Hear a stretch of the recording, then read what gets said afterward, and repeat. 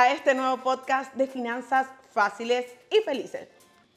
Hoy quiero hablar de los 5 errores que cometen comúnmente las personas cuando hacen real estate, cuando comienzan a hacer sus primeras inversiones inmobiliarias. Inclusive yo he cometido muchos de esos, así que hoy estoy aquí para ayudarte a aprender de los errores y de manera sabia, porque no hay manera más sabia de aprender que con los errores de los demás. Así que comenzamos. Bueno, y uno de los primeros errores que yo cometí cuando hice mi primera inversión inmobiliaria, cuando iba a invertir en inmobiliario, es buscar la casa como si fuera para mí. Como si en esa casa yo fuera a vivir o en algún punto. Uno siempre tiene la intención de cuando va a adquirir una propiedad, se te prende esa ilusión emocional de decir, ¿será que si algún día me toca vivir aquí, no me quiero comprar un lugar tan feo? Porque díganme si. Y es uno de los mayores errores, señores, porque es muy diferente comprar para invertir que comprar para vivir. Ya vamos a ver la diferencia. Hoy en día yo les voy a hablar de propiedades para invertir, los 5 errores que yo he cometido y que he visto que las personas cometen cuando van a invertir en una propiedad. Y en este caso, les cuento mi anécdota. Yo fui a comprar un apartamento en Miami. Era en el año 2010, estaban todavía los precios bien competitivos porque había llegado la crisis del 2008, habían bajado un montón y bueno, y se daban buenas oportunidades. Entonces, bueno, comencé a buscar, vi unas propiedades súper lindas, pero obviamente yo compré de la cual me enamoré. Me enamoré perdidamente y claro, vivía Jennifer López y Marc Anthony en el edificio, un edificio súper de lujo, Icon Brickell, yo no sé para los que los conozcas en Miami, era una propiedad súper linda, el precio estaba muy bueno. Y la verdad es que me enamoré y por eso me compré esa propiedad. Entonces, un error, señor. Ustedes no pueden comprar una propiedad enamorándose porque es otra cosa totalmente distinta. De hecho, yo tengo un amigo que yo siempre le digo, mi amor, deja de coleccionar casas por el mundo, porque al final todas esas casas, está bien que sean tu estilo, está bien que tal, pero tú no vas a vivir en todas las casas que tú compres. Para todo eso hay un plan. Inclusive, por ejemplo, en Estados Unidos, una casa en Miami. ¿De dónde se me ocurre a mí que algún día yo puedo vivir en Miami? Bueno, da muchas vueltas la vida, pero no sé, no está en mis planes en lo absoluto irme a vivir a Miami. Entonces, ¿por qué yo tendría que vivir en esa casa? Yo ni tengo papeles para vivir en Miami. No me interesa tener papeles tampoco. Entonces, uno ilusionado así sabiendo que las cosas racionales no tienen nada que ver con irte a vivir a Miami, pues bueno, uno se lo cree y compra ese apartamento de lujo bello que te encanta para eso. Entonces, otro segundo error que comete la gente es no hacer números. Y por más que parezca, ya diré quién compra una propiedad por inversión sin hacer números, pero créanme que sí, porque está el otro tema. ¿Cómo tú crees que la casa es para ti? Tú dices, ay, qué bello, qué hermoso. ¿Dónde están los números? ¿Cuánto te cuesta la casa? ¿Cuánto es la rentabilidad? ¿Cuánto se rentan las propiedades ahí aproximadamente? ¿Cuánto? Es un tema muy importante, muy importante. Entonces, no hacen los números y al final te das cuenta de que muchísimas veces, inclusive hasta los números te dan. Yo hoy aquí voy a hablar de otro error que se comete, el tercer error. Señores, los impuestos. Antes de comprar una propiedad en cualquier lugar del mundo, lo primero que tú tienes que ver son los impuestos. Yadira, por ejemplo, yo voy a invertir en Abu Dhabi, pero aquí no se paga impuestos. Sí, pero no depende de dónde se pagan impuestos de la propiedad, sino dónde tú vienes y dónde tú eres residente fiscal para poder aplicar esos impuestos.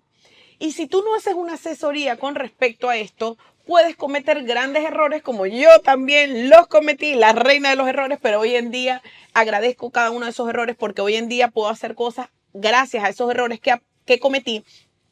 ¿Qué pasó? Nosotros compramos la casa en Miami, listo, la compramos a título personal, perfecto.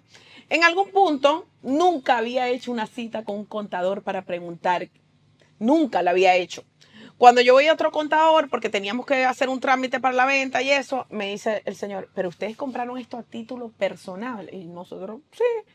Dice, pues es la peor decisión que pudieron haber cometido en su vida. Ustedes saben que en Estados Unidos, obviamente, eso son reglas distintas dependiendo del estado donde te encuentres, si eres residente en Estados Unidos. Por eso digo, dependiendo de la situación, particular de cada quien. Yo les voy a contar la mía, que como era no residente fiscal en los Estados Unidos, hay un límite, que creo que en esa época era hasta $300,000, no recuerdo cómo será ahora, que decía que la mitad de la propiedad que teníamos, que estaba a nombre de mi esposo, vamos a poner un ejemplo simple, $100,000. 50,000 era a nombre de mi esposo, 50,000 mío.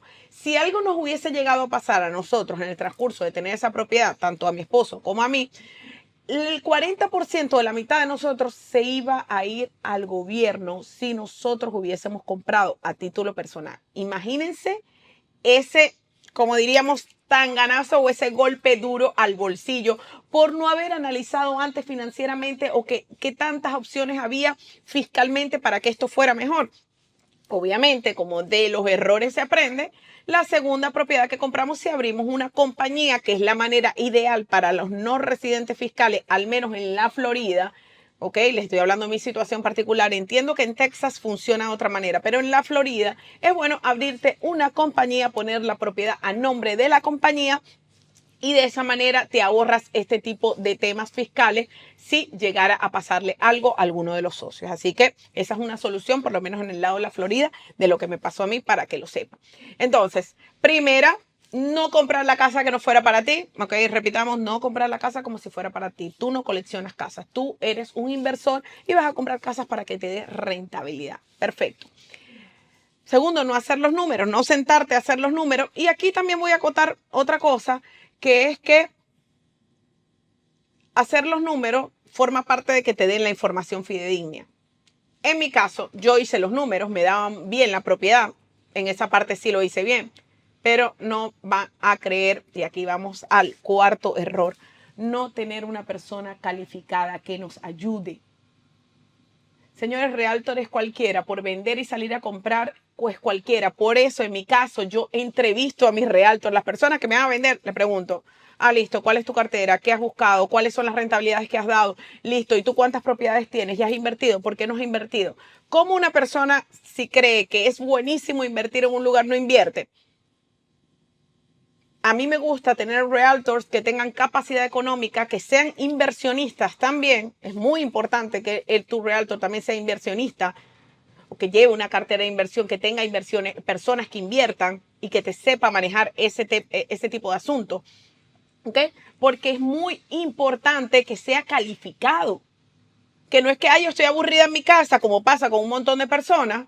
Yo estoy aburrida en mi casa, voy a salir a vender casas. No funciona así, señores. Hay que tener una preparación, hay que tener como que los requerimientos necesarios para poder tener las rentabilidades que uno quiere y poder aconsejar bien a las personas. En este caso me pasó a mí. Yo, una prima de una amiga, pregunté quién tiene un realtor en Miami. La prima de mi amiga. Que de hecho, yo cuando compré la propiedad con ella, ya tenía 10, 12 años viviendo en Estados Unidos y ni siquiera hablaba inglés. Entonces, claro, eran muchas señales que yo en ese momento no la entendía porque era la primera vez que iba a invertir en Estados Unidos, pero hoy en día no lo hago. Hoy en día me busco un realtor bueno, que bueno, que le eche pichón y que realmente se dedique a eso, porque en realidad eso es lo que da la especialidad. Entonces, obviamente, ¿qué pasó? Esa persona me dio unos datos que no eran reales.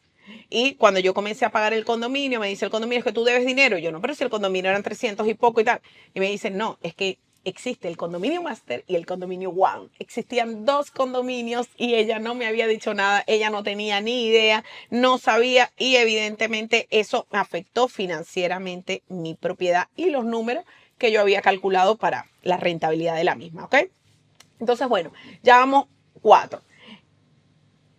El quinto es tenerle miedo al crédito. Hay personas que dicen, yo no me endeudo por nada, porque no nos gustan las deudas, porque... Listo, está muy bien. Cada quien tiene su nivel de riesgo y está bien. Pero cuando tú haces un plan y te planificas un poco, tú te puedes organizar de tal manera de apalancarte de ese dinero para poder hacer otras cosas. Es el juego del, como yo siempre digo, crear la calidad, los ingresos pasivos para crear la calidad de vida que realmente podemos tener. Entonces, ¿qué pasa? Si yo tuviese $150,000, vamos a poner el ejemplo que yo tuviese, sí, $150,000. Yo podría, por ejemplo, irme a comprar una casa de $150,000, ¿ok? Me va a dejar mi ingreso pasivo y de aquí a 20 años voy a seguir teniendo una casa que ya no vale 150,000, sino que vale 300.000, te voy a inventar. Listo, pero yo estuve pagando la cuota de esa casa, me entró el dinero y yo con el dinero capaz pude haber hecho otra cosa si soy buena cabeza y estoy concentrado en que ese dinero se tiene que reinvertir, pues yo lo dejo ahí para hacer otra cosa. Perfecto, hasta ahí estamos claros, ¿correcto? Entonces, ¿qué pasa cuando tú inviertes un dinero? En vez de comprarte una casa, te compras dos casas y esos 150.000 que tú tenías, te compras dos casas de 150.000 y pones 75.000 para una y 75.000 para otra, te vas a una hipoteca y de aquí a 20 años tú solamente no vas a tener una casa, sino que vas a tener dos. Obviamente eso está al nivel de riesgo de cada quien. ¿Qué es lo que yo veo de lo bueno de pagar una casa al 50%? Es que en el peor de los casos, señores, la vendemos y tenemos la mitad de la propiedad paga y nos queda la otra mitad. Ahí lo que tenemos que nivelar es el riesgo al cual nosotros vamos a incurrir para entrar en esa propiedad. A ver, Yadira, financiarme el 100%, yo no tengo nada y me voy a meter, ahí sí te digo que es un poco más riesgoso, porque si vas a la propiedad, cualquier cosa, y obviamente es una propiedad bien comprada, y ahí es donde está la clave del realtor. Yo no puedo ser experta en mil zonas, y por ende yo tengo que confiar en las personas que yo tengo a mi alrededor para invertir. Capaz conocen la zona o no la conocen, no son tan expertos en la zona, pero son muy buenos en números y también saben un poco las rentabilidades, entienden. Entonces eso me da mi pie para buscar a esa persona, para invertir con esa persona porque me está dando la confianza de que sabe lo que está haciendo. Y como siempre les digo, la bola de cristal no existe. Nadie tiene una bola de cristal para decirte, yo te aseguro que esa propiedad mañana te va a costar. Señores, el que le digan eso salga corriendo porque nadie te puede decir eso. Si hay algo más cierto que hemos visto en estos últimos años y siempre lo vamos a ver, que lo más seguro que vaya a ocurrir son los cambios. Y hoy estamos aquí, mañana estamos aquí. Y hablo de los países. Porque, por ejemplo, yo soy venezolana y como entenderán, en Venezuela yo viví una vida muy, muy próspera para alrededor, la vida que llevaban los demás. Y miren cómo está Venezuela ahora. Y resulta que el sueño era irte a Estados Unidos y bueno, y en Estados Unidos de repente empiezan a ocurrir otras cosas y capaz Estados Unidos hoy no es la mejor idea. Los gastos en Estados Unidos son locos. Entonces, a medida que van ocurriendo las cosas y van cambiando, nadie te puede asegurar que algo va a ser así, sí, pero uno ve por la visión, por lo que ha pasado en la historia, puede tener probabilidades y la persona tiene que conocer. Y bueno, yo les había dicho que le iba a dar 5 consejos, pero yo les voy a dar 2 plus más que son muy importantes y que me parecen súper necesarios que ustedes lo sepan para invertir en propiedades. Que otra cosa que es un grave error es enamorarte emocionalmente de una propiedad y no salir en el momento que toca. Y esto también es relativo, pero a veces sí nos enamoramos de la propiedad. Tenemos una cosa emocional. Ay, es que imagínate, y crecieron mis hijos y yo tengo las rayitas de la pared y tal.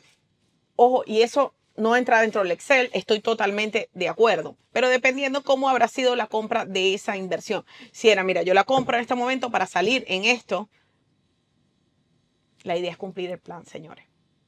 La idea es buscar la rentabilidad que esperamos, porque si ya una propiedad ha llegado a su tope y estamos en un momento boom y sabemos que le podemos sacar un 300% de la propiedad, ¿por qué no venderla y meternos en algo? Esto ya no va a crecer más, vamos a meternos en algo que tenga proporción de crecer. Y ahí es donde está la habilidad mental y la habilidad de inversionista. Y cada vez que nuestro IQ financiero sube y aprendemos más de inversiones, pues evidentemente nosotros vamos a poder mejorar esa rentabilidad que podemos tener con respecto al dinero. Yo casualmente ahorita tengo una propiedad, esa misma, la de Miami, que en algún punto vendí. Miren lo loco que me pasó a mí con esta propiedad que yo les estaba contando, que no les he terminado de contar todos los errores, pero bueno, porque son muchísimos. Pero ¿qué me pasó a mí con esa propiedad? Llegó un punto, el edificio comenzó a tener unos problemas de construcción y la piscina quedó deshabilitada. Y el primer año, el que me la alquilaba me dijo, mira, Yadira, yo le tengo que bajar al alquiler porque imagínate, ya no puedo usar la piscina, vamos a bajarle $500. Listo, $500. Ya esos $500 significaban que nosotros íbamos a dejar de ganar esos $500 y obviamente que los teníamos que poner porque la cuota era muy alta. El segundo año fueron 1.000 menos, o sea, y después menos, $1.500. Llegó un punto que yo tenía esa propiedad alquilada y pagábamos $1.500. Entonces, ¿qué pasó? Llegó un punto que la propiedad estaba alquilada y nosotros poníamos $1.500 y ahí llegó el momento que yo dije, ya va. esta propiedad no nos pertenece, no está de acuerdo con nuestro ritmo de propiedades, porque un consejo grandísimo que les doy es que el día que ustedes vayan a invertir en una propiedad, calculen siempre qué pasa financieramente, y aquí está otro de los errores que se comete, qué pasa financieramente si no se llega a alquilar esa casa por 6 meses. Vamos a suponer, ¿tú estás preparado financieramente para aguantar los gastos de esa casa por 6 meses? Y ahí es donde tú dices, yo de hecho siempre tengo en mi cuenta para esta propiedad nueva que tengo y de la manera que invierto en mis últimos años, tener un dinero para pagar los gastos de la propiedad por si esa propiedad no se alquila. ¿Qué pasó? Que yo empecé a sentir agobio emocional, agobio financiero. Yo decía, ok, comencé a sacar cuentas que en esa época estamos hablando del 2010, ya estamos 2015, 2016, 2017, porque nosotros salimos de esa propiedad en el 2018. Yo dije, ok, si esta propiedad no se alquila, esta propiedad significa para nosotros $3,500. Ahí fue que yo caí en cuenta que dije, pero ¿qué estoy haciendo yo con mi vida? Esto es un estrés financiero para nuestra vida. Y obviamente mientras puedas, perfecto, pero imagínense que de tu salario tú tienes que sacar $3,500. Obviamente si yo hubiese estado preparada financieramente mejor pero yo al final quería paz financiera, eso me generaba un estrés financiero. Y al final decidimos vender la propiedad. Y con todo lo que nos quedó en la propiedad nos compramos otra que en vez de sacarnos 1,500 nos dejaba 1,500. Lo cual me pareció un mega cambio, me pareció espectacular porque al final pasé de tener un pasivo, un apartamento que sí, que era bellísimo, hermoso y qué tal, para tener un activo que me generaba dinero. Ahora, les cuento qué pasó también. En algún punto el apartamento comenzó a subir de valor. Saben que en Estados Unidos comenzaron a subir mucho las cosas. Ese apartamento actualmente que nosotros vendimos por $500,000, que obviamente teníamos hipotecas y todas las cosas y se pagaron, que vendimos por $500,000, resulta que hoy en día está en 1,200,000. Yadira, perdiste mucho dinero. ¿Por qué no aguantaste? Señores, si ustedes van a ser inversionistas, ustedes tienen que tener corazón bueno. Y la verdad, a mí me dice, ay, pero te arrepientes. No me arrepiento. Creo que fue una de las mejores decisiones porque la paz financiera no se compra con rentabilidad. Lo que la paz financiera es dormir tú tranquilo. ¿De qué me sirve haber estado todos estos años con esa propiedad con el estrés de que si no se me alquila, imagínate qué pasa? Porque puede pasar. Nos llegó a pasar, de hecho, una vez, que fue otro error que cometimos con esa propiedad, que fue que el inquilino, otra cosa que tampoco haría, el inquilino empezó a tener contacto con nosotros. Por favor, no puedo pagar este mes, déjenme por favor, no, que mi hija se enfermó. Y obviamente yo después de eso decidí más nunca tener contacto con ninguna persona que me alquile una propiedad. ¿Por qué? Porque tú te involucras en unos problemas que no son tuyos. Esto es un negocio, señores. Y uno puede tener un buen corazón, uno es sensible, uno tiene hijos y cuando te empiezan a tocar esa sensibilidad tuya, tú empiezas a caer en cosas que dices, ay Dios, pobrecito, que el hijo está enfermo, mejor lo espero. Bueno, lo espero era una trampa maestra que el Señor tenía completamente calculada y hecha para no pagarnos por mucho tiempo. De hecho, 6 meses tuve que hacer la eviction. En ese momento yo tenía una mala realtor. Me tuve que ir a agarrar un vuelo desde Malasia. En esa época vivía en Malasia para Miami para buscar adelantar el eviction de la propiedad. Estuvo 6 meses sin pagar. Imaginen el perjuicio que nosotros tuvimos con eso. O sea, no es solamente allá ir, eres negativa, crees que no te va a pasar. No, es que nos puede pasar. Y no por eso significa que yo me voy a salir del mundo del real estate. A mí me encanta el real estate. Lo que tengo es que aprender de los errores para yo no volverlos a cometer y tener un plan en el caso de que las cosas no salgan como nosotros no queremos que nos salgan, ¿no? Y ese es otro súper consejo. Prepárate para el peor escenario. ¿Cómo te preparas para el peor escenario? Y eso es lo que da tranquilidad financiera. ¿Ustedes creen que yo podría dormir tranquila sabiendo que si no se me alquila una propiedad, no sé, tengo que pagar $5,000? Pero imagínate que yo tenga $30,000 en la cuenta de esa propiedad esperando que lo tengo ahí para cualquier cosa, pero si llega a pasar una eventualidad, lo que digo, la reserva de emergencia, yo estoy tranquila porque yo sé que tengo tiempo para resolver y el tiempo nos da espacio para resolver. Pero imagínate que te toque pagar un mes $5,000 y te descabra tu vida económica. Entonces, esas son las cosas que nosotros tenemos que ir aprendiendo a medida que mejoramos nuestras finanzas personales, a medida que mejoramos tu IQ. ¿Cómo se mejora? Aprendiendo constantemente. Las personas que terminan el método Success conmigo, muchas, no todas, pero muchas nos quedamos en un club de inversión donde nos reunimos una vez al mes, donde seguimos leyendo libros, donde planteamos diferentes inversiones, donde ganamos dinero, donde también hemos perdido dinero. Pero el tema es ir conociendo las cosas que existen, las herramientas para tomar la mejor decisión en función de las cosas de cada quien. Si quieres más información del club o del curso, escríbeme a mi correo info@yadirasuccess.com para darte más información o por DM de Instagram. Pero son herramientas y maneras de que uno va, son inversiones que hay que hacer para ir uno mejorando nuestro IQ financiero para poder tomar mejores decisiones. Y bueno, yo no sé ya cuántos consejos les he dado porque es que he cometido tantos errores, pero como les digo, yo lo agradezco. Y otra cosa es no tener un plan. Por ejemplo, yo para cada una de las inversiones que tengo ahorita tengo un plan. Para el flipping que hago tengo un plan. Para las casas que vendo tengo un plan.